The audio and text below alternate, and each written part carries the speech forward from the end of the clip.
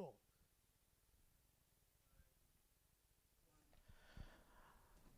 Hello and welcome to our Flinders Street campus of Torrens University, Australia. We've got a small but vocal audience here tonight.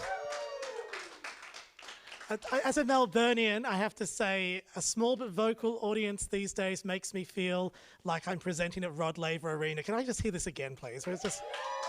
We're here at our Flinders Street campus, Melbourne, right in the centre of town, in Flinders Street, just opposite Federation University, Australia. My name is Bryce Ives.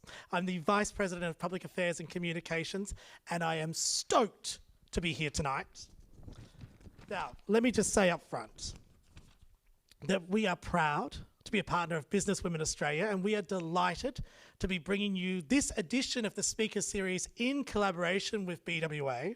Now, it's a network of more than 10,000 professionals across Australia, and it's so fundamentally tied to our values. So at Torrens University, Australia, we're about beginning and ending with people.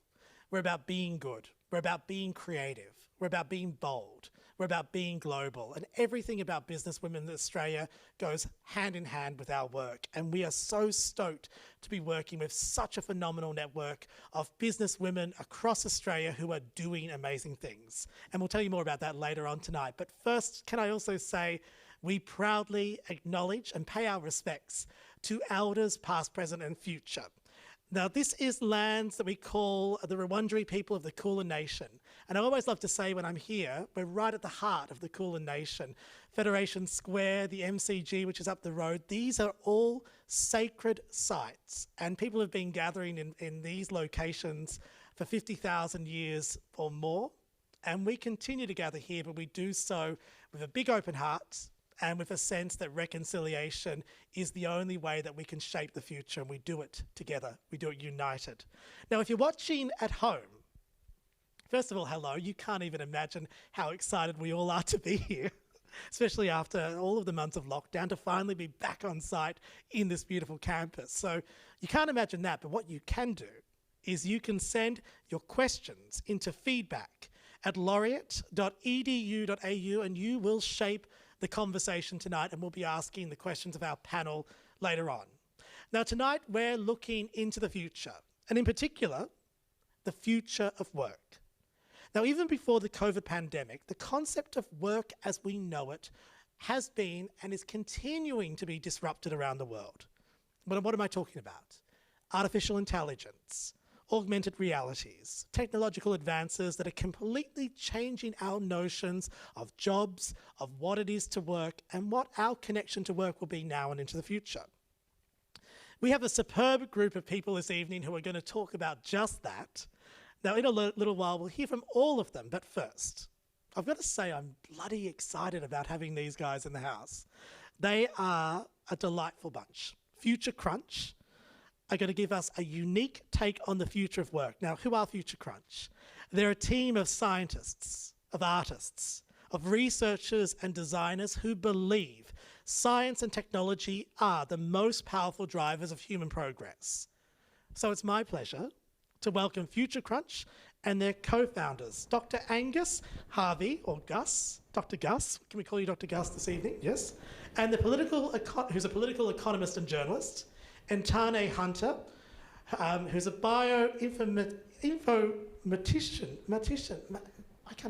mathematician, an info-mathematician and science communicator. Please, what an astounding welcome where I can't explain what you are and I can barely say your name. Welcome to the stage, Dr. Angus Harvey and Tane Hunter. Welcome, welcome, welcome. Enjoy. Hi. We're excited to be here. So I'm Tane Hunter. I'm a cancer scientist. So I use artificial intelligence, machine learning to read through the code of life, DNA, and figure out what changes are causing a cancer, and then help doctors identify the best therapies to improve patient outcome.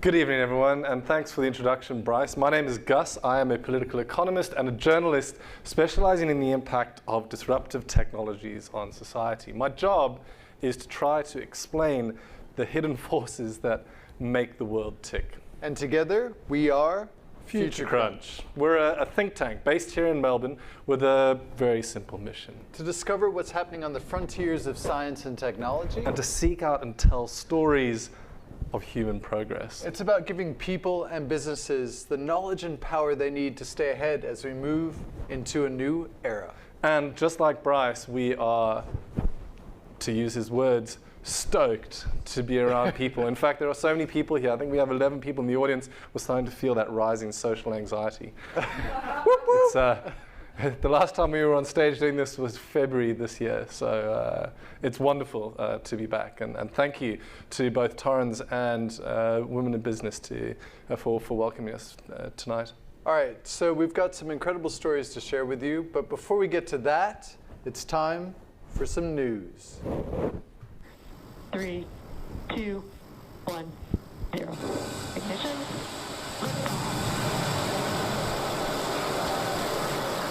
And resilience rises. Not even gravity contains humanity when we explore as one for all. As we're all speaking, as we're all sitting here, there are 7 people living in space, and 4 of them arrived there 10 days ago on a new ride, the SpaceX Dragon. It's the first time the company has delivered a full crew of astronauts to the International Space Station, setting up what will now be a regular taxi service to and from the surface of the planet. Very humble and happy to be here. This is the first operational flight of the Crew Dragon, and I take 27 hours, but we enjoy every moment. And from now on, we are part of this great expedition crew member, Expedition 64. We have a lot of utilization ahead of us, and we are ready to work.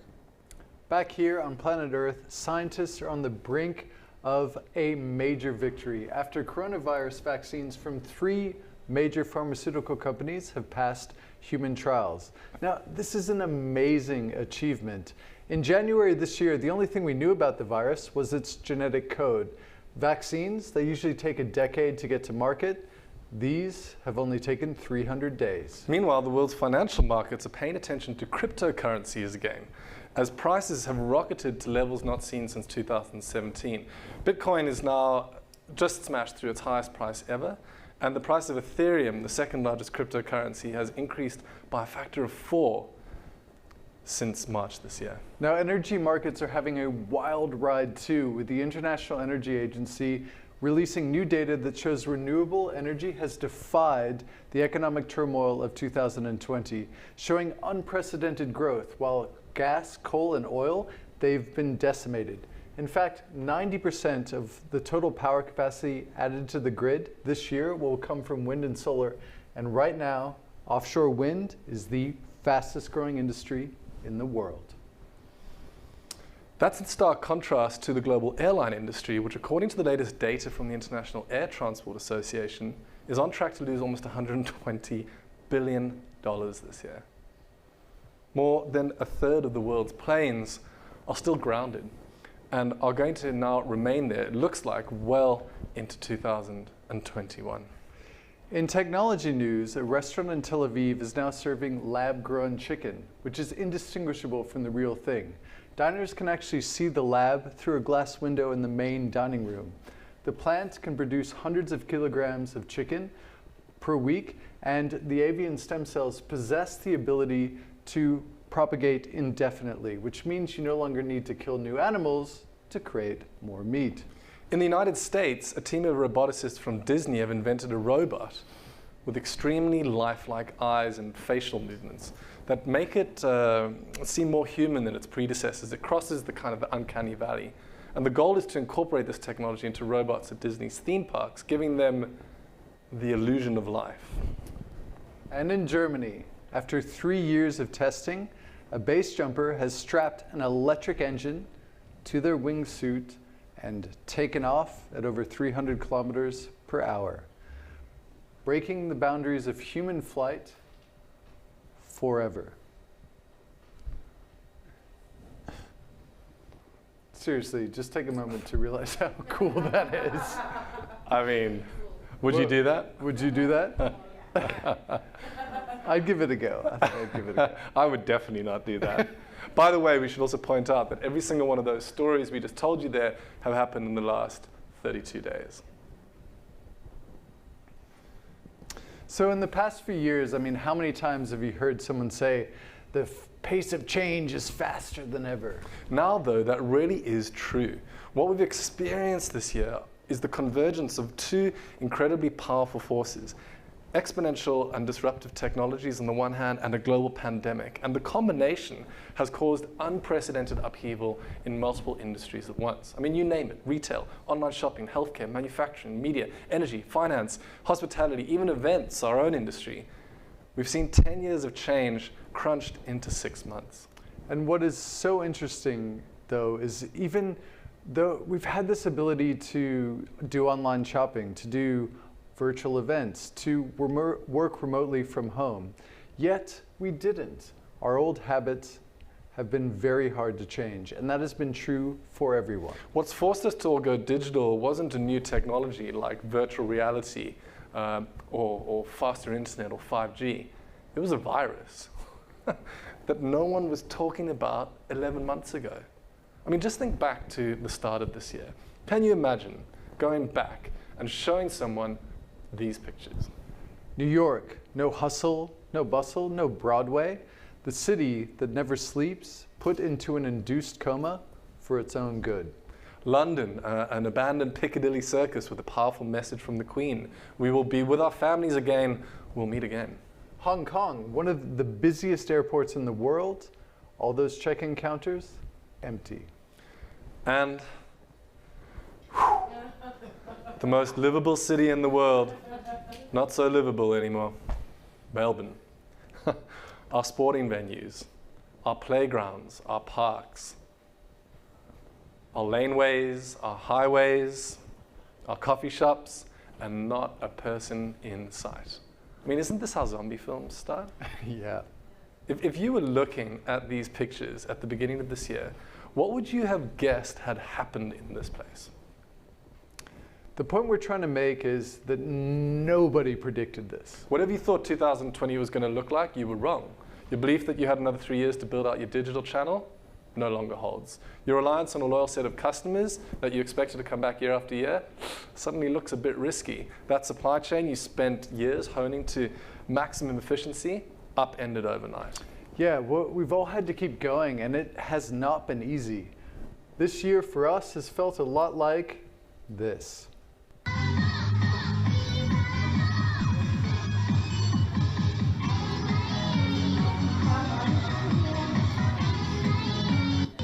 One more time, yeah, one more time.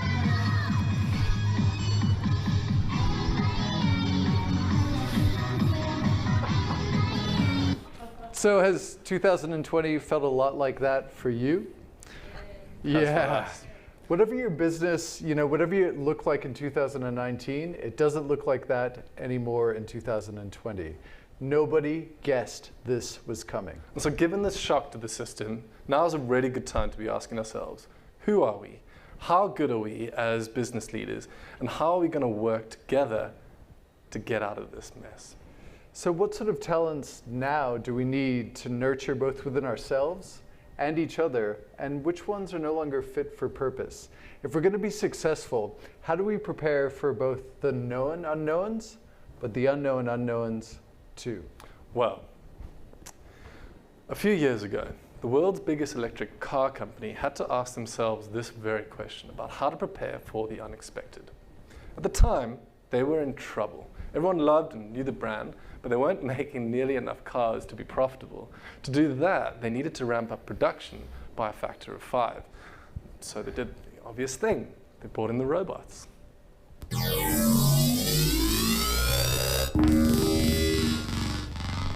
They embraced automation, and they were excited. No more people on the production line. Yeah, people are the worst. Yeah, their CEO said they were just slowing things down. So out went the human beings, the weakest link, and in came the machines, a complex network of conveyor belts, all automated by intelligent software, AI. This was a disruption on steroids, a leapfrog from manufacturing 1.0 to manufacturing 3.0.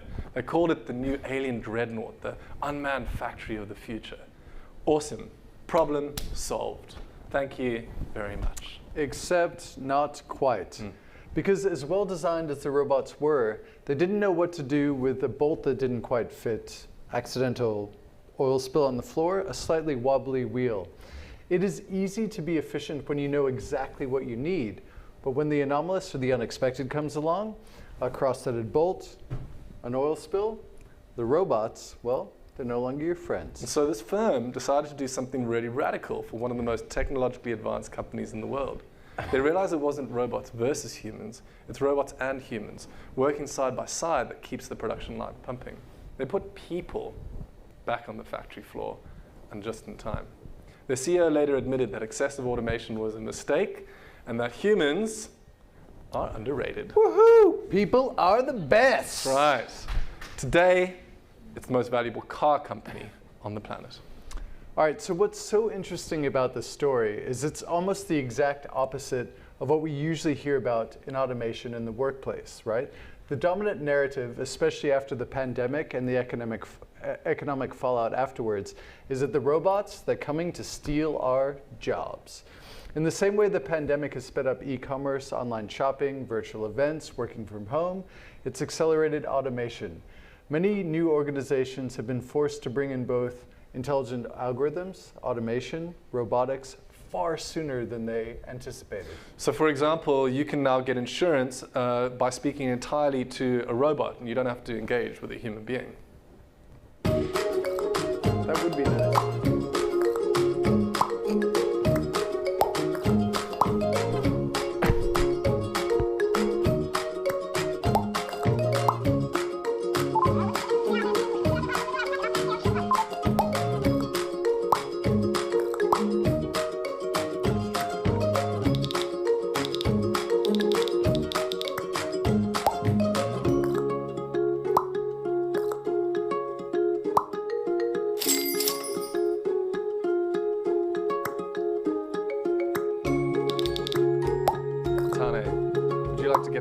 Time and go party? Is that a rhetorical question? Yeah, it is a rhetorical question. I think we'd all like to get paid in no time and go party. Well, how about this? Delivery robots. This is footage taken from the streets of Los Angeles a few months ago. These are little delivery robots that roam the streets. They can navigate on their own autonomously. They're basically like a little esky on wheels. So you can put your meal in there, you can put food, you can put packages, and then they cruise around and they deliver them to homes and offices. There are currently over 20 companies working in this space. And these robots are on the ground in more than 40 of the world's cities. There's Flippy, the burger flipping robot. So this is the newest employee at White Castle, the oldest hamburger chain in the United States. So I'm sure a few of us had jobs like this, right? But this is deeply disturbing. Imagine the future youth never having to go through this incredible experience, sweating over a hot stove, for a low-paying, low-skilled job. Oh, Those poor kids. Poor kids. I mean, we can make robots that run like us now. They can go jogging like us. Go for a stroll in the woods. Jump over a log. Now, I'm sure most of you can do that, but I'm pretty certain most of us can't do this. Try a little bit of this? I'll give it a go. Let's have a go. All right. Front foot. That was pretty good. This is all we can do. All right, any metalheads here? Any fans of music with a bit of bite? How about a bit of metal by metal? Check out our new favorite band, Compressor Head.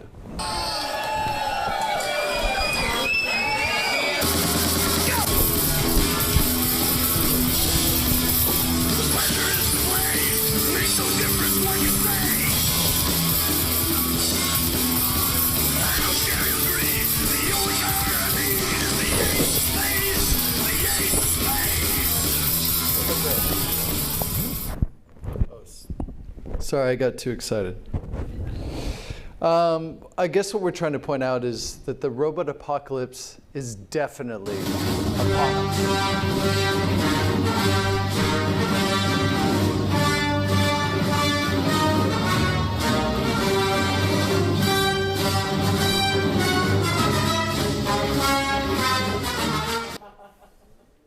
I mean, as if we didn't have enough to worry about, right, with the pandemic.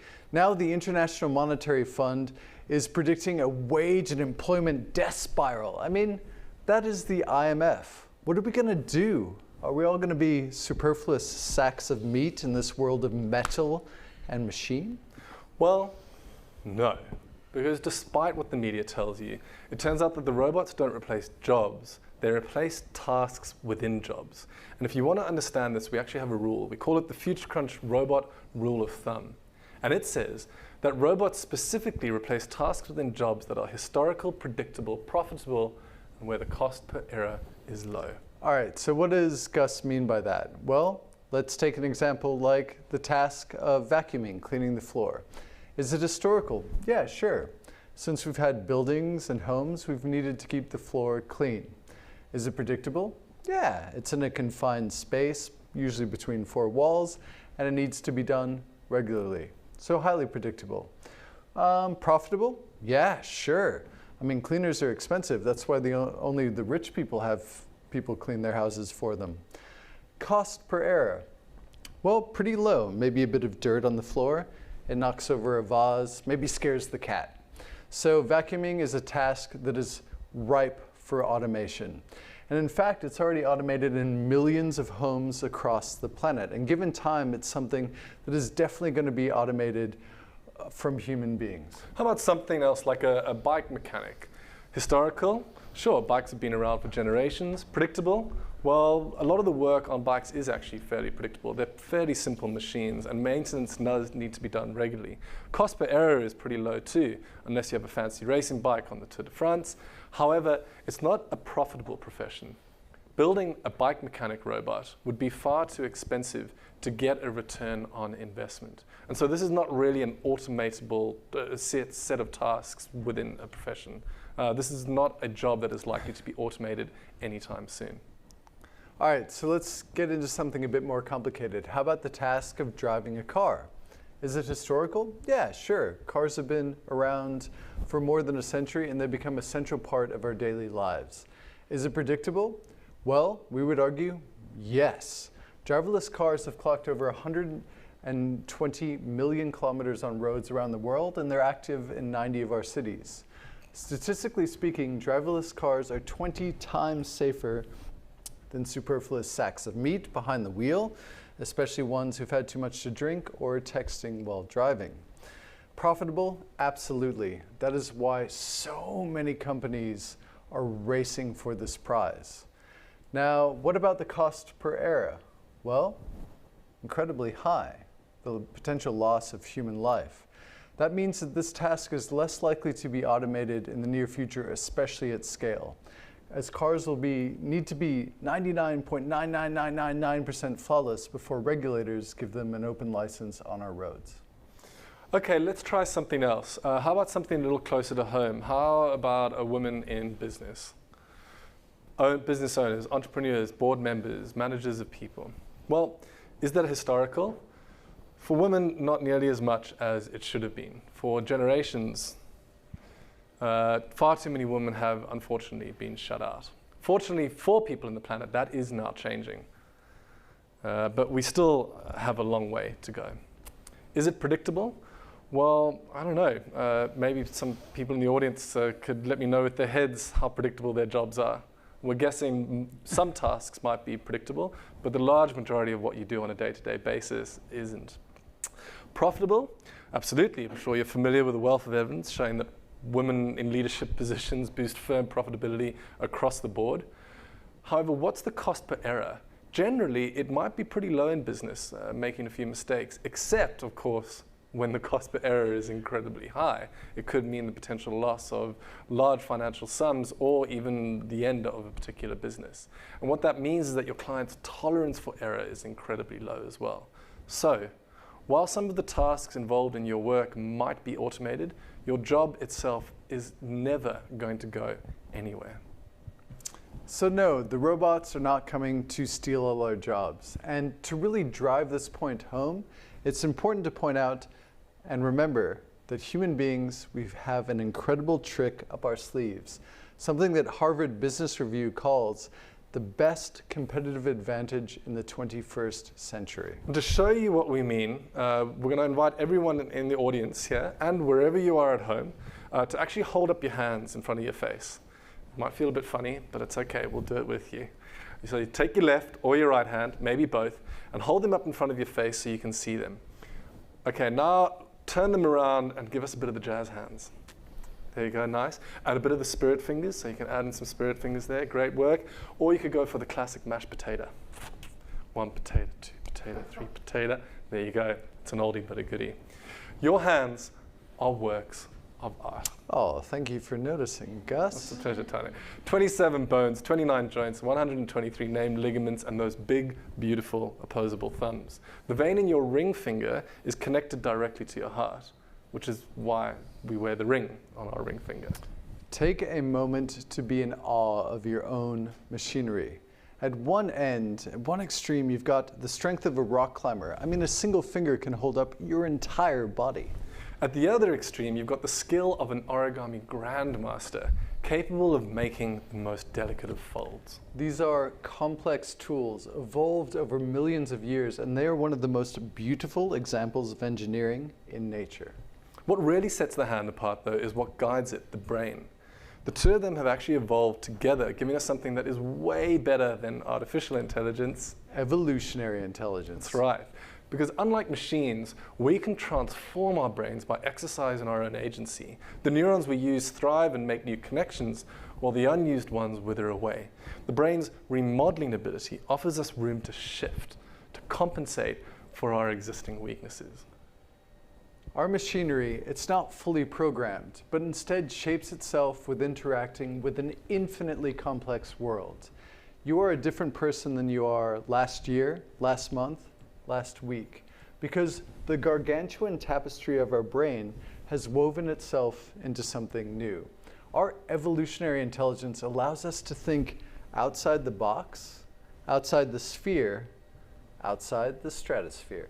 And machines don't have that ability. So sure, inventors at Disney can make a creepy robot that has human-like eye movements and facial expressions, or we can create a machine that can manipulate a Rubik's Cube, and the result might look uncannily human. And machines can even solve that cube at superhuman speeds. Solving in 3, 2, 1. Oh yeah. Oh yeah. But these machines are specialized. They can only do one thing. So the same machine's not going to use that hand to write a love letter or cook a great meal with what's left in the lockdown pantry. Or send a sext to the wrong person. Sorry, Granny. We're sorry, Grandma. We hope you aren't watching. Robotics researchers actually have a name for this phenomenon. Yeah, it's called Moravec's paradox. It's the observation that machines and humans often have different strengths and weaknesses. You see, we tend to believe that logic and reason truly sets us apart, but that's now actually quite easy for machines. That's what machine learning AI is all about, right? Finding the hidden patterns, classifying things, and optimizing everything. You want to know where humans really shine? It's when the rules get broken. When we have to make conceptual leaps by linking together two previously unrelated concepts. Yeah, this is at the core of both creativity and innovation. Taking the new, making it familiar, taking the old and casting it into new light. And when you do that, well, that is when you get breakthroughs. To show you what we mean, we need to get a little rock and roll. So this is footage taken earlier this year from a rock and roll band in Ukraine called Torrens. Now, they recently performed a rock concert for an entire hotel in Kiev.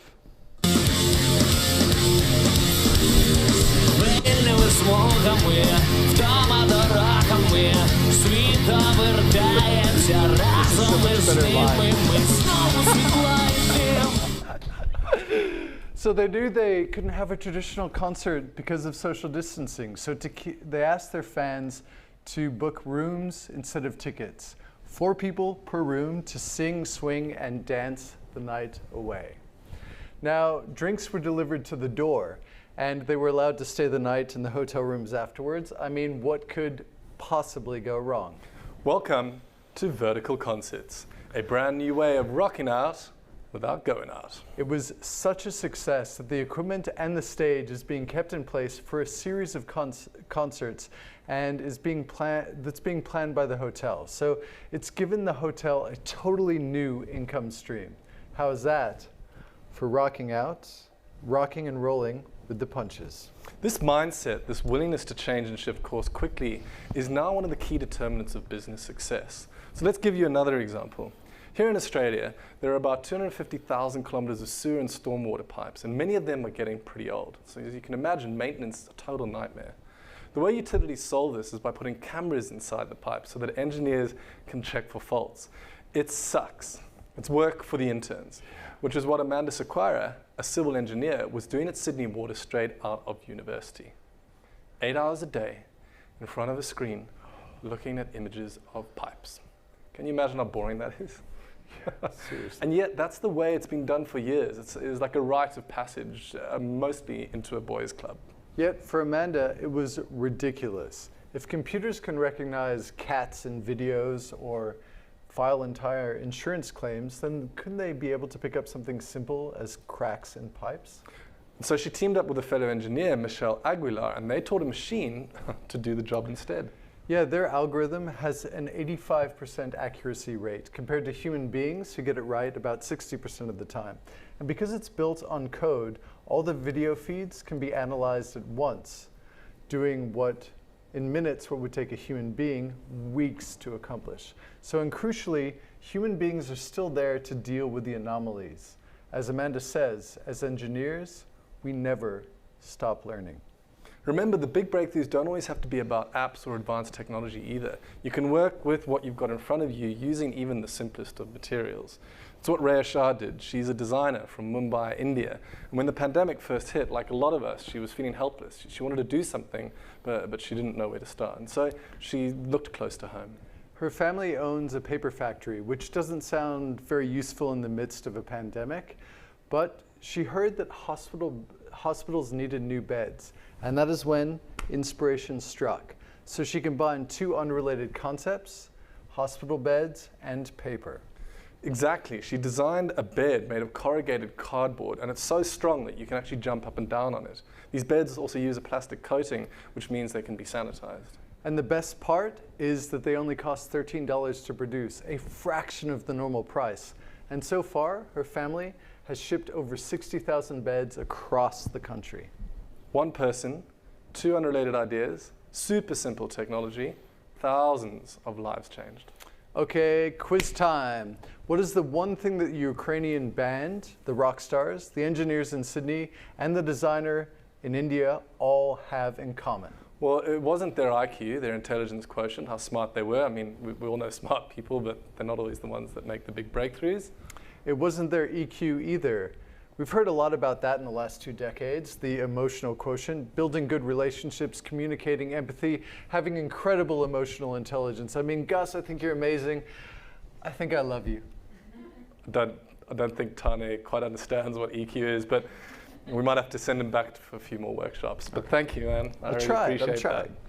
You're almost there.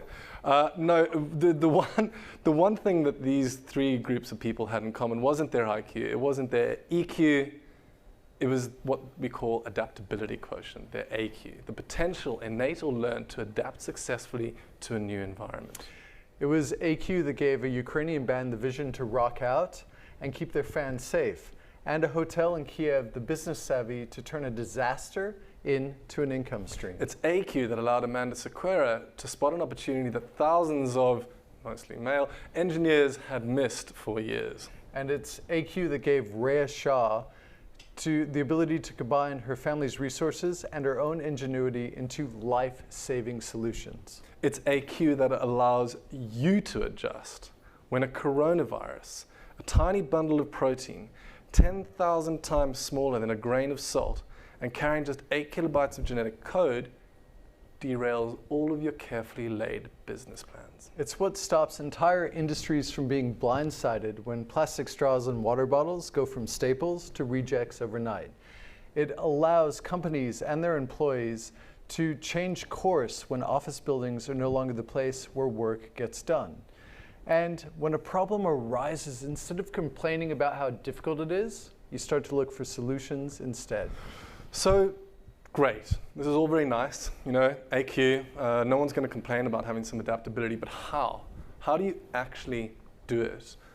Well, we've got a few ideas. And so let's finish this off by passing on a few of the lessons that we've spotted in our research about how to actually improve your AQ, both within yourself and your business.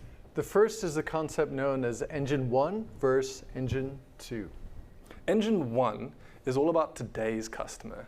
It's your core business. It's 80% of your current offering. It's about meeting the needs of your most valuable customers right now, in this moment in time. Engine 2 is about tomorrow's customers, tomorrow's capabilities, new markets, and new competition. It's about creativity. It's about taking small insights from your customers and running low-cost experiments, high iteration, low stakes. Engine 2 is the vertical concert. It's the image recognition in pipes, and it's using paper and combining with hospital beds for life-saving solutions. The two engines are very different. Engine 1 is all about discipline. It's about continuous improvement. It's about repeatability. It's about optimizing a proven financial model. Engine 2, it's about experimentation, creativity, agility. It's about taking bold steps into the future and actually not knowing how it's going to play out and whether you're going to get your investment returns back.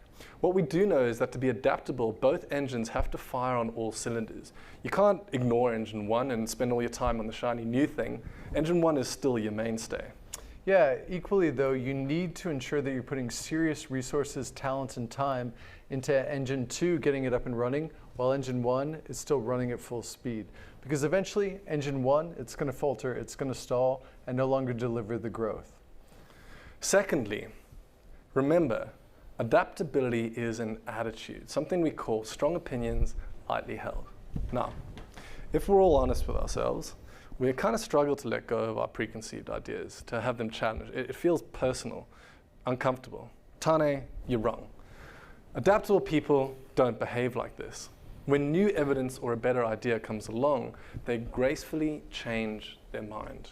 And that's kind of how you do it in science, right? Yeah, exactly. Science, as a scientist, learning from failure is part of the method. That's how science progresses, with a vigilant response to its own mistakes. That's the reason why we're making such rapid progress on coronavirus vaccines, because science isn't about medical advancements, tools, applications. It's actually a way of thinking. It's a way of thinking that allows for correction. It evolves. Given one contrary piece of evidence, it insists that we rethink everything that we once knew, and that's why science is awesome.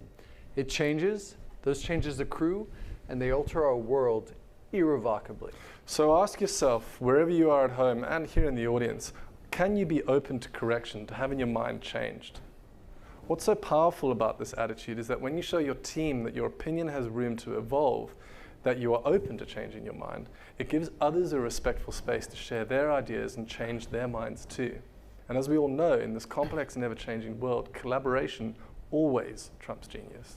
And finally, and perhaps most importantly, a tip for improving AQ is to embrace the mindset of an amateur. Now, we all think that amateur, it's a bit of an insult, right? The word amateur. But it actually comes from the Latin word for those who adore an endeavor. People with an amateur mindset, they don't do something because it's part of a professional development package. They do it because they're compelled, and they think it's interesting to have a go. They dive in, imitate, use their imagination, figure out the rules later. Sometimes it's act before you think. So, which is exactly what this woman, Mary Beth Heffernan, did. Back in 2014, an Ebola epidemic was sweeping through West Africa. And on the other side of the world, in Los Angeles, Mary Beth was watching the evening news. And she couldn't stop thinking about how scary it must be for patients surrounded by people in hazmat suits. They looked terrifying, like stormtroopers. What is that like, she thought, to be sick with Ebola and then not see a person's face for days on end? I mean, can you imagine? And then she had an idea. What if the patient could see the face of the person who was treating them? Now bear in mind, Mary Beth, she wasn't a disease specialist, a public health official, or an aid worker. She was actually an art lecturer, which is probably one of the last people you'd go to in the midst of a pandemic and when disease breaks out. But she couldn't let go of that idea. And I decided, because it was haunting me so much, that I was going to give it a shot. I was willing to devote the rest of my time to make it happen. She spent months calling and emailing until eventually her proposal landed on the desk of Liberia's Ebola case manager, and they invited her to fly out. She bought $5,000 worth of cameras, printers, cartridges, sticky labels, you know, stuff you get at Officeworks. And then she got to work. Each time she took a portrait, she asked the health worker to use the expression they wished their patients could see. And amazingly, it worked. The patients could now see the faces of the people who were treating them. Recovery rates increased. Patients said that it restored hope, that it made them feel connected, it made them feel human again. And it wasn't just the patients. The healthcare workers said that they felt human again too. They reported more camaraderie with their fellow workers. They had more energy to keep going. That one simple amateur idea was a complete game changer for the Ebola epidemic. It brought a much needed dose of empathy and connection to what had until then been sterile medical environments. And the best part of this story, though, is it doesn't end there. News of what Mary Beth did in Liberia trickled out slowly over the years. And while it didn't get much mainstream press at the time, what she did there made a huge impression on the people who heard about it. Years later, when the next pandemic rolled out, they reached out. Here's a photo taken a few months ago of healthcare workers at a hospital in San Francisco.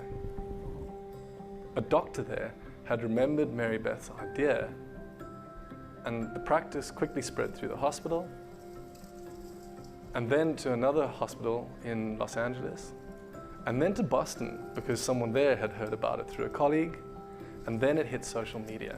And once it did that, the idea spread like wildfire across the world. To Mexico. To Brazil. One Brazilian doctor who was working with kids even put a photo of herself up as a mermaid. The idea spread to Argentina, Ecuador, Morocco, England, Ireland, Russia, Canada, and then all the way back around the world again to New York. And so these are the images we'd like to leave you with here tonight. Thousands of healthcare workers from every corner of the planet who found a way to adapt in the darkest of times. The two of us have been doing this work now for 5 amazing years, an economist and a scientist, on a quest to understand how we can build a better future.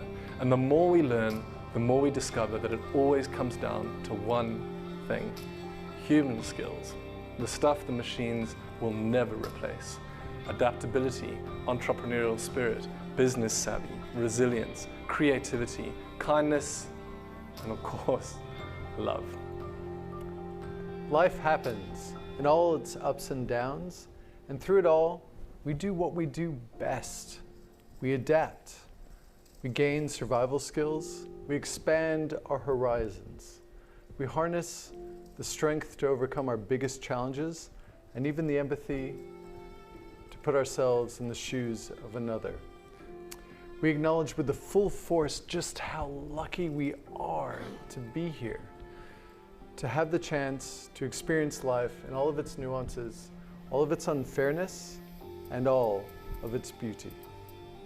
None of us know what's coming next, but what we do know is that we've got the ability to face it, to transform it into something that's of benefit for people and our planet.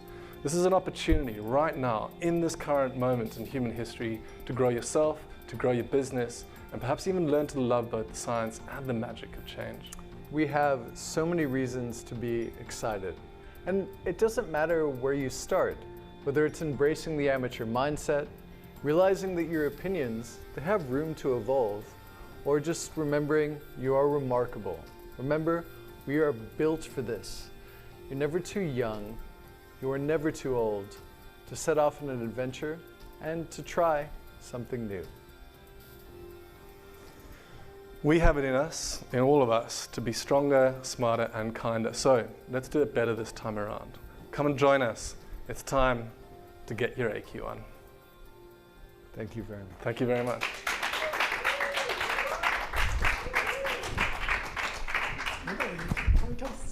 We're back on. I feel a constant obligation because we've got 19,000 students and we're soon going to be at 20,000, newest university in Australia. And this obligation is how do we prepare this cohort for the future? And you've touched on this notion of human skills. So by human skills, like how do we bring this into every part of education? Why is it important to bring it into, I'm thinking, to every element of what we do as educators? I mean, I think you've said it better than we could have already. I think it starts with understanding that that's actually at the core of great education going forward. One thing to keep in mind, though, is that it's not an either-or question. It's not about saying, look, we're only going to concentrate on human skills and exclude technological or hard skills. It's actually about having both. And so what you're looking for in a really fantastic educational curriculum is the development of both what we call the really hard skills, robotics, coding, engineering, all the STEM subjects. But then at the same time, it's about teaching those people what we call the soft skills, which shouldn't be called soft skills, by the way. We're actually having this debate They're harder right now. So in our employability working group, we want to change the name from soft skills to smart skills. Yeah. Great. That's a lovely rebrand. I think, but I think actually the human skills are pretty good as well. I like that. I think we might that one. And I think that they can be taught. They can all be taught together. That should be an intimate part of the curriculum. How to listen, how to work with other people, how to take on board someone's opinion when you don't agree with it, how to interact with someone who's having trouble with their mental health. Those things are all so important. They're the glue that knits together people in large groups. And if you don't do that, then it doesn't matter how good your technical skills are. And I mean, for me as a scientist, science is one of the most creative pursuits. It is asking new questions and answering things that have never been asked before. And so science and the hard skills are not divorced of creativity. It's in fact an integral part. So teaching them together in parallel, science doesn't happen in a vacuum. You think these vaccines don't need creative people, sales managers, admin, janitors, and cooks to keep the scientists fed, families to support them, lovers to keep them up at night and give them the hope that they need to get up the next day? It is a full spectrum of human skills. And in science, you also get taught to answer questions with your sunglasses on. Well, that's part of the human skills. We've just loved watching these two. We've got a small, beautiful audience here right now. And you'll notice that one of our mantras is love what you do. Yeah. And clearly, you two love what you do, but you've also come together in this amazing collaboration. Can you just briefly tell me how the hell you two ended up together? This is like a phenomenal partnership. Well, it started at a psychedelic music festival, but beyond that... Let's not go into all of the details. No. Let's go into... So be careful what you ask. Basically, what Gus and I do is argue and basically try and prove each other wrong. It's very difficult when your business partner is wrong all the time. It's a frustrating process. I mean, try an economist. They're always trying to prove why the predictions they made yesterday didn't happen today. But what we do agree on comes out in these presentations, and so it's been forged in the fire of serious academic argument from science and social sciences and from all levels of humanity, and I think that's why we're so passionate about it. We want to eventually get to more of a universal narrative, and that's what the world needs right now. And I feel like there's an incredible amount of play and debate between the two of you. And so I'm thinking about some of the business leaders, some of the women business leaders who might be tuned in tonight, who'd be thinking, this is the kind of energy I want in my workplace. So if you could give them one tip right now How do we create this dynamism of debate, creativity, play, experimentation? Like, how can we do it more in our work now? Tana and I might answer this question a little differently. For me, it's about not taking it too seriously. This is one life. We get to do one trip through it. And if business is so serious all the time, then we never really get a chance to play. If I'm going to be spending 8 to 10 hours a day doing something, then I want to have fun while I'm doing it. And so there's nothing to say you can't do fantastic, world-class, professional, incredible work that's right out there on the frontiers and not be irreverent, have fun, be personal, enjoy the process, wear stupid clothes, put sunglasses on. They're all one and the same thing. I can hardly describe what you're calling a stupid clothes. You are both very attractive. Oh no, I was talking men. about Tane's clothes. Men. My clothes are fantastic. Tane's clothes, not so sure. I think you should look in the mirror more. What about you, Tane? I think having fun is a serious place to go. It is essential, but I think if you keep the facts sacred, really get your evidence layer gold-plated, then you can play a lot more. Because if the facts are sound, we're in the midst of fake news and misinformation. If you can really get your facts straight, then you can really play. Because if you're playing with bad information, well, then there's a bunch of kids crying in the sandbox. I love this analogy because we're about to go to some music in a moment. But as you were talking, I was thinking about, of all things, J.S. Bach. Who was both a mathematician and a scientist and an artist. And Bach would compose music daily, would play around, would always go in with knowing the key fundamentals of composing. But he always would say that all of his compositions, and he's considered a genius, his improvisations were always better, just slightly better. Yeah. And for me, that's the human touch, isn't it? Like, we can listen to computer-generated music, and it can be good. It can be a 9.9 out of 10, but there's something about the improvisation when you go to a great jazz club and you listen to someone at that moment where it just exceeds a 10, just for a wee moment. And that's what it is to be human, and you guys have reminded us of that tonight. Beautifully said. Thank you so much. Well, we're going to rock out now to Bella Lynch, who is going to bring to us some much needed. I think this is my first bit of live music, Bella, since, gosh, March. I've been singing in the shower every day, but that's not been any good. So you're going to take some live music. We're going to reset the stage, and let's hear it up again for Future Crunch. What a fantastic presentation. Thank you.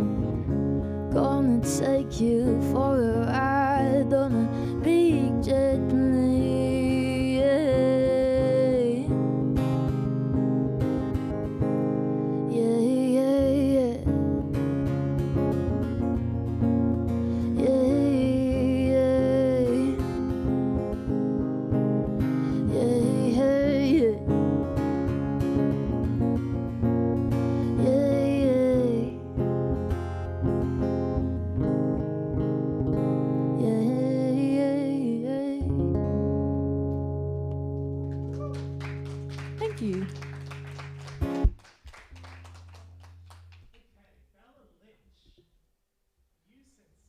Human. Thank you so much for that.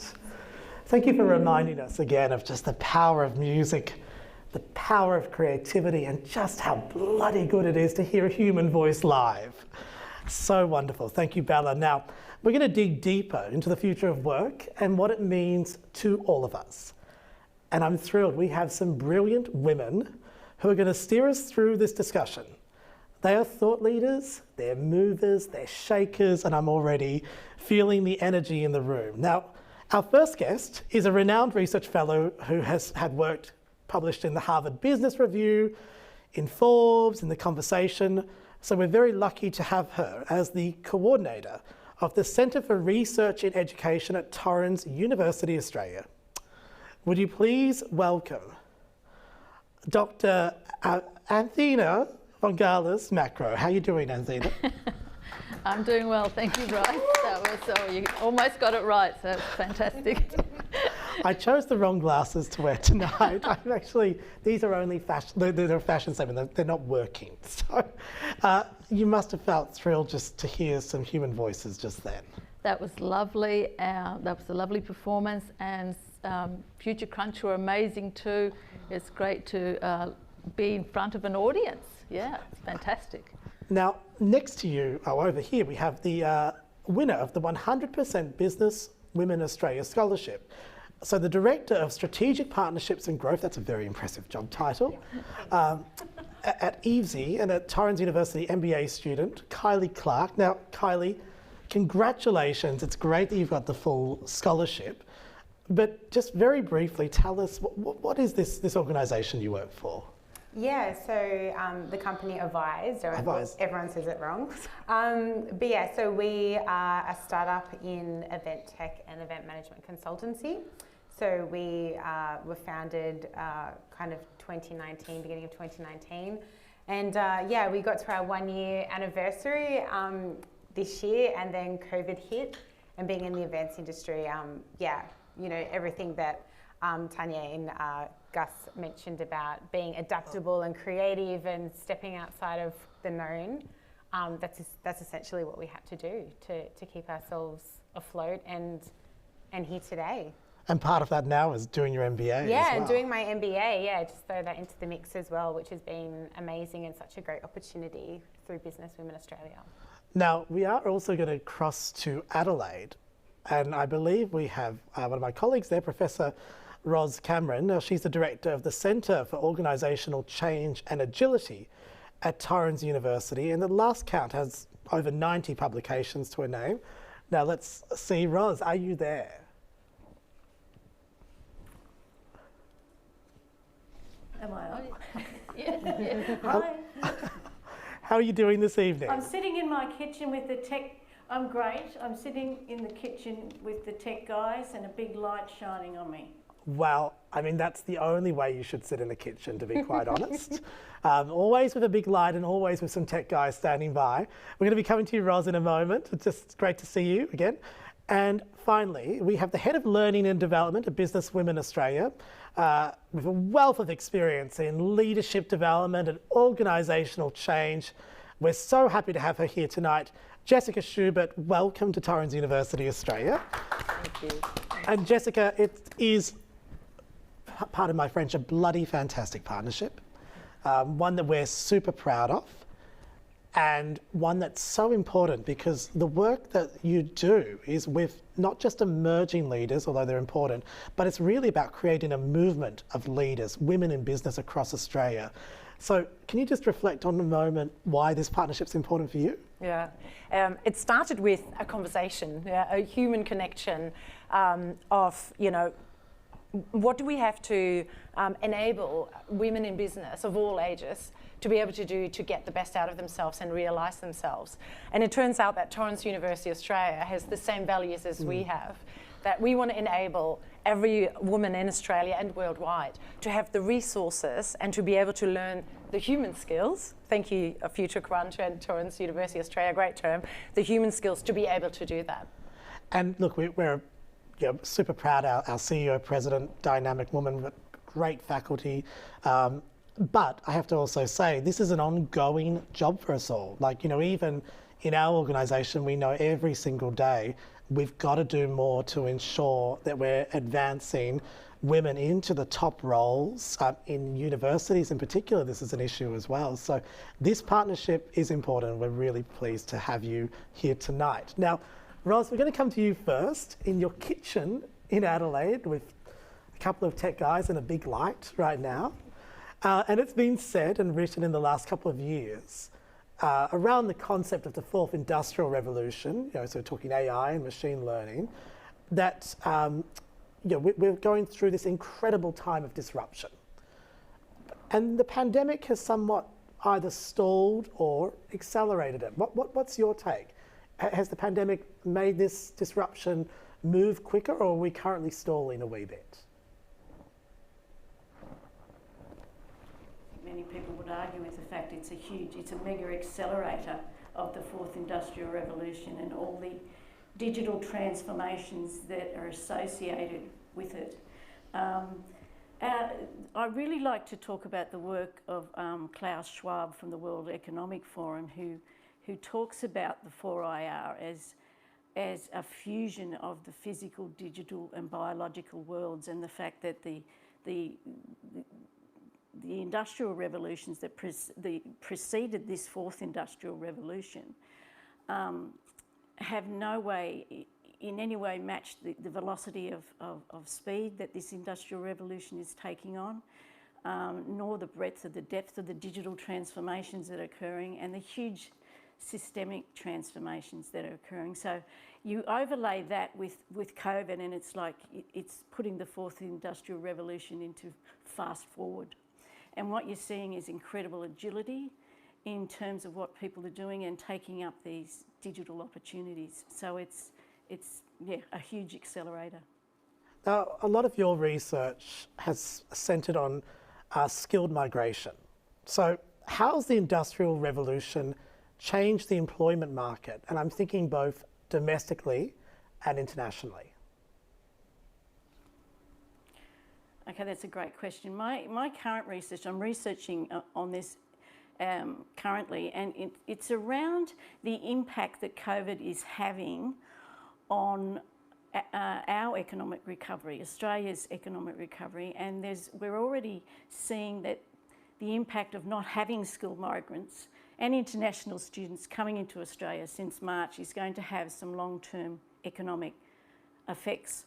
And part of what the Committee for Economic Development in Australia is sort of predicting after the budget is that we really need to use skilled migration as a plank for economic recovery. If we didn't have skilled migration, we actually wouldn't have any population growth. So there's some real opportunities Australia is seeing in terms of building its labour market and its human capital. Some countries are tightening up their migration. Other countries have left regional unions and are having problems attracting skilled migrants again. There's geopolitical issues happening in the world. Some countries are responding to those, for example in Hong Kong, and putting together visas to attract people. So I think there's a real human capital perspective on this, and skilled migration is key to our economic recovery. And in terms of our international graduates, we've got this ready-made pool of talent, Australian educated talent sitting onshore, or hopefully will come back onshore, ready there for to build and help build our economic recovery in the future. And they're our international graduates. Well, I mean, it has been, for us as well, something which we feel so extraordinarily proud of at Torrens, because only in a few small years and as a private university, we've contributed a huge amount in terms of economic impact. I think that the Deloitte's report, which talked about our graduates and their impact, was something like a $2.6 billion contribution over 5 years. So, you know, this is not a small point then, Ros, is it? That in fact, getting these international students back into Australia as well, these pathways for skilled migration must be part of a COVID recovery.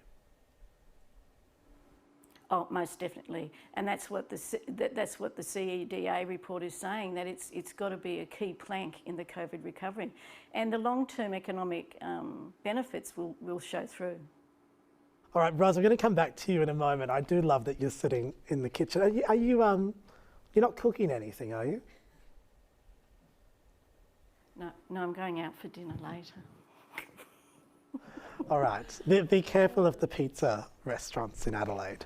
All right, so I'm going to come right now to Athena. Athena, tonight I'm having this thing with my lips. Athena.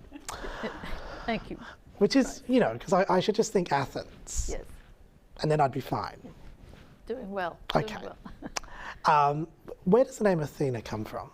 Well, it comes from Athens. The goddess is Athena from Greek mythology, and she is the goddess of wisdom and war. Oh, right. And so do you balance both of those things? I do my best. But yeah, we've been challenged with this current period. Now, you've written extensively on the shift in education that is being driven particularly by AI and augmented reality. So how do you see that evolving over the next couple of years? Well, it's going to accelerate. Imagine in the next generation, you're going online to read your favourite book. It's a bestseller. You go, you purchase your book, you open your book, you look at who's the author of this book, and they predict in the next 20 years that the bestseller will be written by an AI program. So between now and in 20 years' time, our education system has to shift to such an extent that we have to get more creative and more innovative, because a lot of big changes are going to happen. One of the issues, though, where we're missing out on the potential to escalate innovation is that 88% of workers in AI are men. So that means that... Can you just repeat that? 88% of workers in AI are men. And isn't that bullshit in extreme? Well, you're the goddess of war at the moment, it sounds like. 88%? 88% are men. Now, the issue with that is we have lots of innovation, but look, we have Siri, we have Alexa, we have my favourite Cortana. They're all PAs created female prototype. So what's happening with a lot of men in AI is they're creating the systems of the past into the systems of the future. So we have the woman being the PA, even though we know now that trope is outdated. So we're missing a lot of opportunity here in terms of AI and innovation, because a large chunk of the population is not represented, and that includes other diverse voices as well. So imagine if the AI creativity were used to solve more complex problems that really affect women. Safety, women's safety, women's health, care issues. And while I love Elon Musk and his rockets, I think there's just as much energy and creativity that needs to go into areas to really influence a new type of society, not only technological change, but also social change that goes with the AI changes as well. I think one of the profound moments this year for Torrens University was our discussion with Natasha Stott-Despoja right at the beginning of the year. And Natasha, as a former senator and as the ambassador for women and girls in the Pacific, made the point that you can't be what you can't see. And so, you know, when you say this statistic, 88%, and I just instantly have to say bullshit, because, you know, like now, this situation of having a 10-month-old baby girl wandering around the floor of the study as I'm working at home every day, I can't for a second think if we're going to move into this next stage, we're going to keep the same frameworks, the same oppressive structures that have not advanced women, people with disabilities, queer minorities, First Nations people, people of colour. So, you know, thinking about this for a second and hearing you, what obligation do we each carry into this right now? How do we change this from our own position right now today? Well, I think this is where our partnership with the Businesswomen of Australia is very important here, because the society is changing, and we still need to get more women into not only STEM but to AI, and to broaden what AI means to a wider range of people. You know, it's got to do with our education systems, the kinds of knowledges that we favour and we want to make more accessible to different people, and setting different expectations and all sorts of different social structures to make sure that, you know, when we employ a workforce, we don't have such a skewed percentage. So the onus is on also business leaders, but us as educators, to hammer home the message that the next generation, with the marvellous technology that's there, has to also solve a lot of the social problems of the past, because they do and will creep into the future and continue to be problems, even though we've got this amazing AI, access to all sorts of knowledge and new technologies. Those kind of fundamental problems aren't the areas of focus, and I think we need to make sure that they are the areas of focus for a diverse set of people.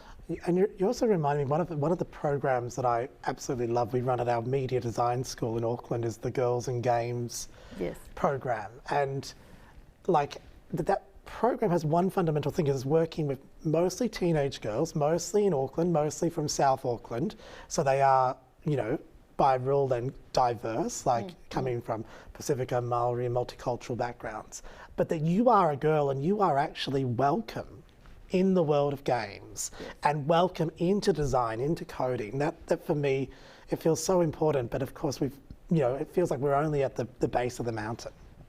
Yes, I think translating that, there's a lot of work done with women in STEM, but translating that into employability, into employment, and then into influence of key systems and key ideas is still an ongoing process. So hopefully one day soon you won't even have to say women in STEM. It'll be just STEM. It will be just STEM. Yeah. All right, well, this is where I'm going to bring Jess into the conversation. And Jess, you know, we've heard about this balance between soft skills and hard skills, or as we're now calling them tonight, and Torrens is going to put, if we can trademark this, Jess DeLu from our branding marketing teams here, if we can trademark this, let's do it, human skills. We'll give you guys a little cut there, but it's beautiful. I love this. Yeah, so from soft skills, hard skills, human skills, it's the focus has dramatically shifted, and there is now, oh my God, every second article I see on LinkedIn is about soft skills. You know, I think to myself, I trained as an artist, I've been doing soft skills my entire life, and now it's a thing. Everyone's discovered it. The Harvard Business Review's discovered improvisation. Isn't that fantastic? What are some of the soft skills that have taken on increasing relevance in your world? And what are you seeing as being the important soft skills right now? Yeah. I'll give you some context of, you know, where I observe this, work with intact teams and metric teams all over the world in organizations in the US, in Europe and in Asia Pacific. So certainly across borders. And whilst there is fear of that machines will take our jobs, increasingly in young people because they're going to be in jobs longer, there is a refocus on human skills. So I'm really glad that I work in this field and can observe those changes. There are too many to talk about today, really, tonight, but I really want to mention, you know, the three main ones. The first one, in terms of skill sets that's really relevant right now and into the future, is resilience and adaptability, and we've heard this a couple of times today, and I'm glad that I can second this. And it really, for me, this is about leading self first before we lead others and really change. And resilience really about you know, the understanding that resilience is not universal. Yeah, I was looking at resilience of either you have resilience or not, and resilience is everywhere. And for me, that was a big learning lesson in March. Because I wasn't resilient and I thought I was always resilient. So the understanding of that, we you know, tap into our resources in a systemic way to be able to build resilience. So there's the growth mindset, there's setting boundaries, a different area of a human skill to be able to build resilience, and it's going to be second to none because we can't serve from an empty vessel, so we have to build resilience to be adaptable as well, and adaptability is also a big one. Another area we see in terms of skills is collaboration and problem solving. Now, here's the thing: we are now moving, in and out of lockdown, but we're really moving into, and there's another word that you hear all the time, is called a hybrid world, which means half of the workforce works from home, and it's the same for students, right? And the other part works in the office. Now, hybrid really still means remote, because what we'll see is that a lot of Intact teams will go to the office. Half of the Intact team is going to work from home because they're going to ask for flexibility, and also office spaces have now reduced by a third or a half, and you have to use an app to be able to reserve your spot. So I work with leaders who say, okay, so I'm in the office, I've got 4 people in separate offices on Zoom because the other 4 people are at home, so we're still working remotely. Collaboration and innovation, or innovation through collaboration, is not going to happen organically anymore. And we have to go back to, the human skills of how do we talk to each other, how do we give feedback, how do we have, healthy conflict whilst we're on a screen, or hopefully we are going to go back to an office, but we have to be able to put structure around this and go back to the human skill of having a conversation. So my job is for people to have better conversations with themselves first, and then better conversations with others. In terms of leadership and human skills, we're not reinventing the wheel. We're going back to what we've done for hundreds of years, and it's connection, love, trust, empathy, all that good stuff. The one new skill I really see is, because it's more about leading change, not just managing change these days. It's anticipating change and leading change well. And the one skill where I say leaders, you really have to, you have to make a big step, is embracing technology. It's not just, I was in awe when I saw Future Cruncher's presentation, and thank you very much for that.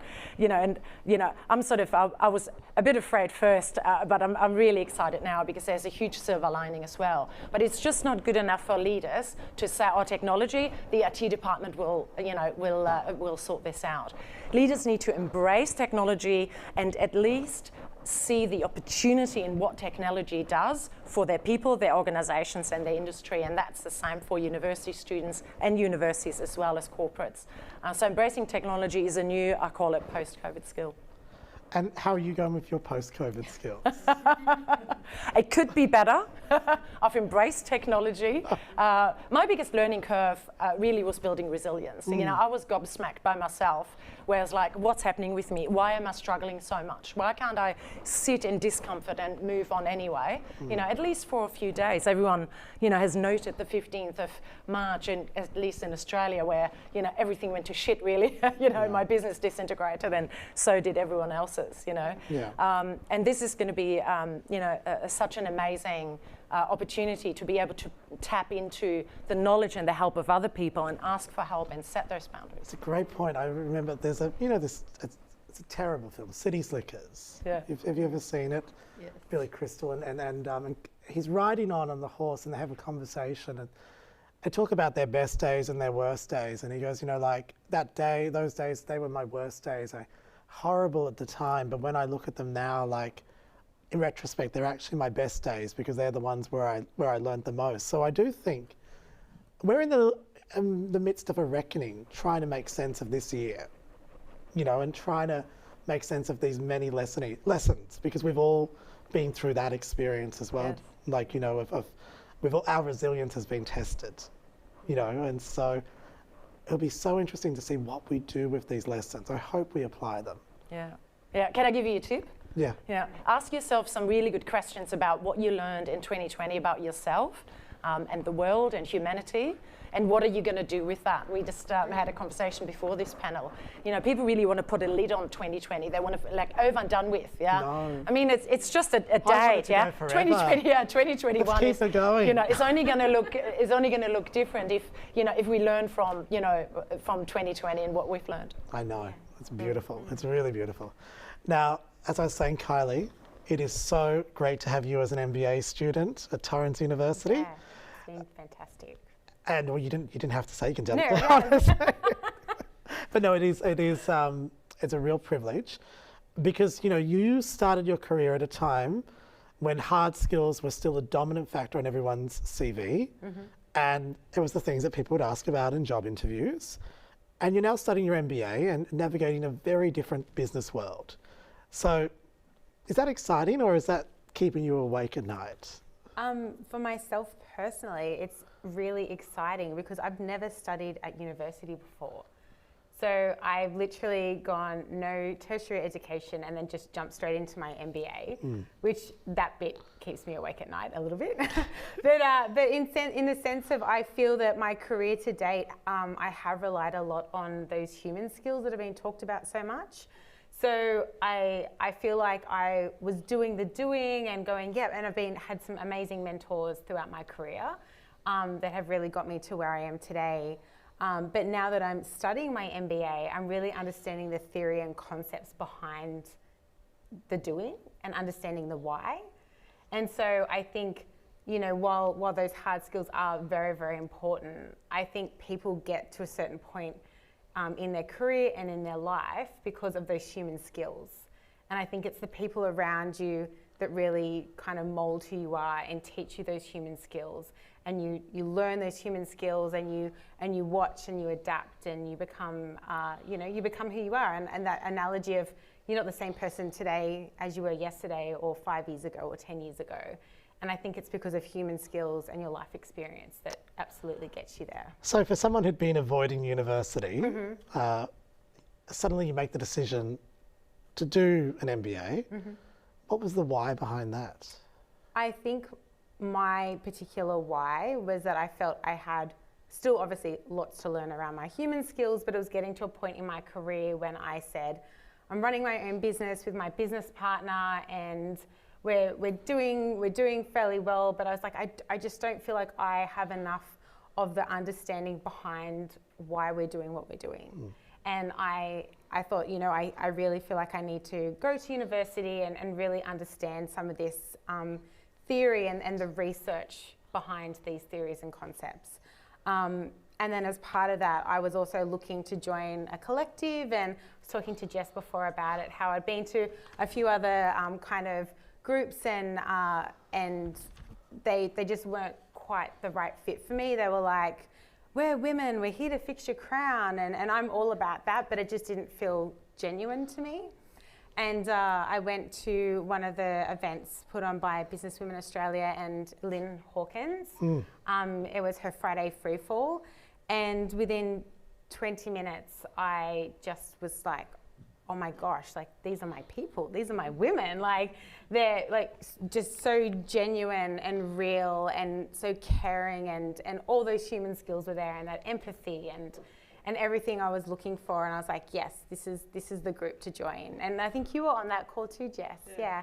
And then I decided, that's it, I'm joining Businesswomen Australia. And then I found out about the scholarship opportunity with Torrens. And I just felt like, I'm a big believer in the universe makes things happen for a reason. And I was like, well, this is the reason. This is why I found BWA. And I applied for the scholarship, and I was very fortunate enough to be the successful recipient. I was just seeing, Athena, you were nodding on then, and let's not make this about Torrens for a second. Let's make this about education just for one moment, because there'll be people watching tonight and members of the Women's Business Association who have similar experiences. I've been a professional for 20 years. Why is it important to come back to education? I think education, let me backtrack a bit. When you look at people successful in their jobs, in their workplaces, they're people that are called heavy learners. And heavy learners are those kinds of learners that are going to be, like Carly, keep going back into education. They realise that they've reached a limit and they need to go back and top up. So the heavy learners are going back into education, they're independent, they're motivated, and that's the kind of person that really is going to be successful in the future, beyond education. So the onus for Torrens and for any education institution is to encourage people to come in not only once get the degree and leave, but to keep coming back, to keep offering different courses, different forms of knowledge. I say, you know, be a heavy learner, have knowledge stock. I know we've been talking here about soft skills and hard skills. I tend to look at it as knowledge stock, in that you're building up a different stock of knowledge. And just like you wouldn't buy only one type of thing, you want to have a broad range of knowledge stock. So whatever you're learning, perhaps you want to learn something in a discipline. Next time, learn something in another discipline. So having good knowledge stock is important. And the third thing, I think, is respecting learning. And I say it's a cognitive load. For learning to make an impact on your life, you need to give it space. You need to reflect, and you need it to transform you. Otherwise, it's not learning, it's just taking in information. So I think education for the future, irrespective of where you get it, it's everywhere, but be a heavy learner, broaden your knowledge stock, and also have a heavy cognitive load, and respect that load because it's going to change you as a person. I'm going to come to our colleague again, Ros, who's in Adelaide, someone who has a lot of knowledge stock. Yes. Ros, we've got a question that's come through, and I'd love your take on this. We always look at the disadvantages of being a woman in the workplace, but there are some advantages as well. So what are the advantages that you have found in your journey?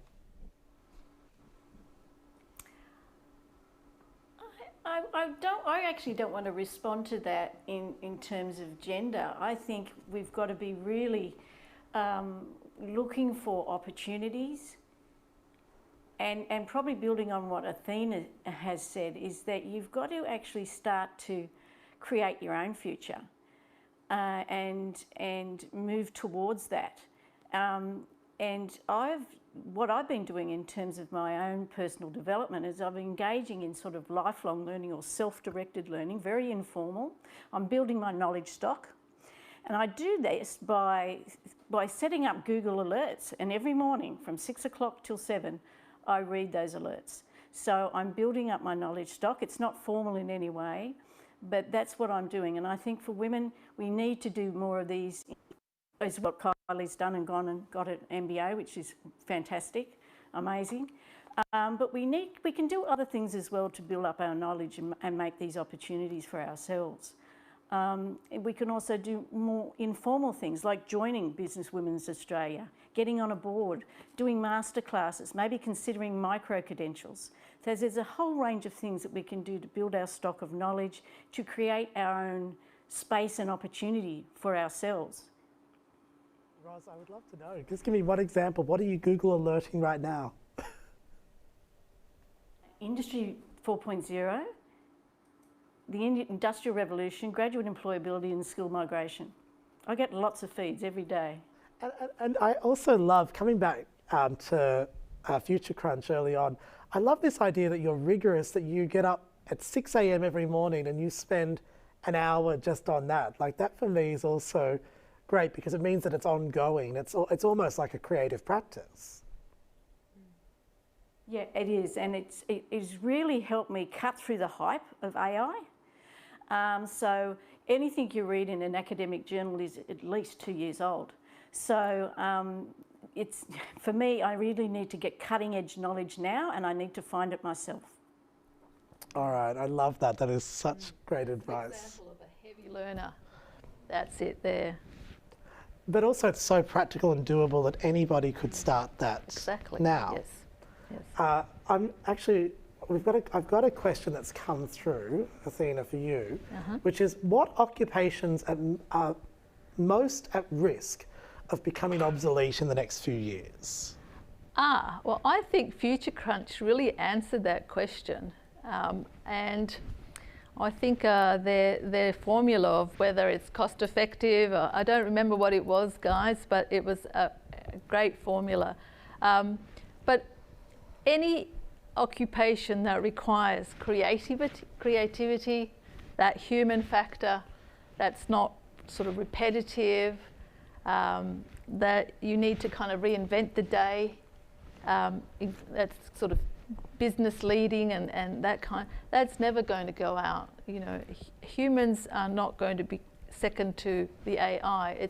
It's the other way around. So in the future, anything to do with managing complex systems, complex processes, and putting humans into that complexity is always going to be there. You know, as I was alluding to before, the complex social problems, how they are resolved, or how we work on those, I mean, they require a lot of creativity, collaboration, teamwork, and of course the spontaneity that comes with putting different people together and different ideas together. So I can't really predict. I mean, I wish I could. I can't predict what's going to be there and what isn't going to be there. But creativity and spontaneity, accidental collaborations, all those jobs that can't be repeated are still going to be there. I'm just going to come back to Ros for just one moment. I've been thinking about tonight and also like starting with Future Crunch as well, and you know, my love of the Terminator film and the many predictions of the future. The future just seems kind of very scary, and this year we have felt like we've been in the middle of it.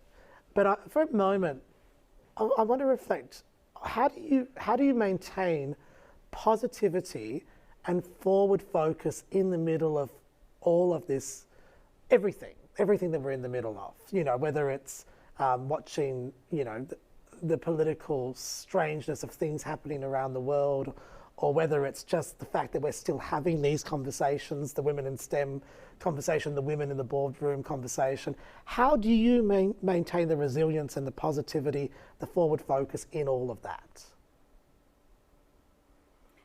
I guess that's a pretty personal reaction, but I think I don't mind change. I quite like change. I accept it as part of everyday life.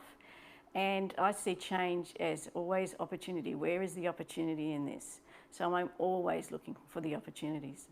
All right, so if we take that then and just always looking for the opportunities, what do you see them being right now? Well, that's a good question. I think the opportunity for people is to reconnect with themselves and go back to, you know, the skills that matter most, and they are human skills. I think something that we've touched on but not mentioned in terms of a term is that I think it's important that we stay curious. And if there's one, you know, sort of piece of advice I can, you know, give to people who, you know, fear what's going on at the moment, or, you know, the future of work, you know, stay curious, you know, be a long life learner. You know, our mission and our vision at Businesswomen in Australia is to be able to offer the resources and learning skills. That's why we went into partnership with Torrens University Australia, you know, for any woman in business in Australia. So with that in mind, Kylie, how are you being curious right now? Oh gosh, I think I'm just very curious about what the future holds, and especially in my industry working in events. Like, we have these discussions with a lot of colleagues in this space, and we're like, what is the future going to look like in terms of events? And I'm not just talking about 2021, like talking into the future. You know, we're already looking at going, well, we're moving to a hybrid model next year, and, you know, having some in-person events, then people participating online. And so I'm really curious about technology and how that's going to drive kind of my industry into the future. And we use event tech at the moment, but then, you know, even our developers are working on new ways to deliver that technology as well. So I'm just really curious to understand how that's going to look from a tech perspective, what that's going to look like in my industry, and then also everyone keeps saying, oh, we're never going to go back to how things were pre-COVID, and I totally agree. But I think as humans as well, we have this desire to just be like, we're creatures of habit. You know, we want to go back. It's familiar, it's safe, we know what that is. But I don't think with what's happened with COVID and this global pandemic, we can ever go back there. So I'm really curious to see what will be the new normal moving forward. So Athena, I'm going to come to you then, and this word, the new normal, which I don't even think, I'd ever heard this before March 15, but we are in the new normal now. I'm going through with my partner quite an extensive process late at night once the baby goes to bed. We're working through 130 love letters that her Yia sent to her Papua in the 1960s from Cyprus to Australia. They got engaged over a photo, right? Yeah. And what I'm beginning to realise is the complexity and the new norm. Well, things are often always as they are, and there's always turmoil, and there's always something big happening in the background, but then there's this human thing as well. Like these love letters strangely look a lot like our text messages today, right? How do we make sure we maintain that human focus in all of this? That, that the new normal, we don't get too distracted, but we keep this thing that's us, that's human. That's what drives us. Oh, that's a lovely question. And what a lovely project to be doing late at night. Crazy. If you haven't got enough to do, then commit to reading 130 love letters. Look, COVID has presented us with an opportunity, as many people have said. In terms of education, what we've realised is that you can't just put all learning online and hope that that's going to be the new normal. What it's shown us is that what we have to create out of COVID is something fresh, new, and something that can build on the old, not forget the old, because actually the future's created out of the present and the past. So, what we're trying to do with education in terms of, keeping the human aspect, at the moment we're doing some research around chatbots and how chatbots are being created in order to personalise learning. So each learner, the chatbot learns about, how they prefer to learn, what their visuals, where their style of learning is, and it's kind of programmed to work with the learner. It's like your very own motivator, your success coach, your teacher, and so forth. But does that mean that the educator is going to be replaced? No. It means that we have to learn how we're going to work with this new technology and how our human skills are going to be brought in to interrelate with this technology. So the chatbot on its own can't make a successful learner. It can help, but the teacher is going to be there to use the chatbot as another tool to help that person learn. So we're never going to step away from being humans. And if anything, the new normal is about accelerating how to be human with more technology. And Ros, the final word can go to you and Adelaide this evening. When you think about then our role, Torrens University, industry focused, and we hear all of this, what's the one thing we must keep our focus on at all times? I think, and I think this is quite apt for this forum, is that my concern is that we're going into this industrial revolution, this new digital age, and we can't go into it gender blind. We're already suffering from a gender deficit, especially in the STEM skills. So forefront in my mind, and we've recently put in a Women in STEM and Entrepreneurship grant application, so I'm holding my fingers crossed we'll get it. That scares me a little bit, so I think we need to not go into this gender blind, and we need to be encouraging more women into technology, engineering and medicine and maths. Now, I just want to read you just a couple of quick comments because we're about to wrap up, but just a comment here. Love the real talk from these powerhouse women, so thank you. Kylie is an amazing example of a Torrens University student. We're so proud to have her in our program. It has been a fantastic night. I have broken the time limit because I wasn't even doing my job tonight as a moderator. I was too much enjoying the conversation. So we've gone 15 minutes over, but really we could have gone another hour over, I think. Yeah. This was a fabulous chat. Again, want to acknowledge this, our partnership as well. Business Women Australia is such a critical organisation. We'll do everything we can, not just to support the partnership, but to advocate for this work and to keep this work going in our own industry partnerships, in the work integrated learning we do, in the research we're doing. So I know it's the beginning of something special. This powerhouse panel, thank you to Roz in Adelaide. Can't wait to see you again in person sometime soon. Do enjoy your dinner now, wherever you're going in Adelaide. And for these fabulous people here and to Future Crunch as well, thank you. Tomorrow night, my gosh, we've got a huge event again here. So it's International Day with People with Disabilities. And one of our really significant relationships is with Dylan Alcott, who is a Paralympian and a real mover and shaker when it comes to advocacy and the disability movement here in Australia and around the world. So that's going to be happening tomorrow night. I'm sure there'll be a lot of questions for this, but you can also share this discussion. So if you're watching it now, make sure you share it with friends and family. It was just full of great stuff. We're done. Out from Torrens University, Australia, Flinders Street campus, I'm Bryce Ives. Good evening.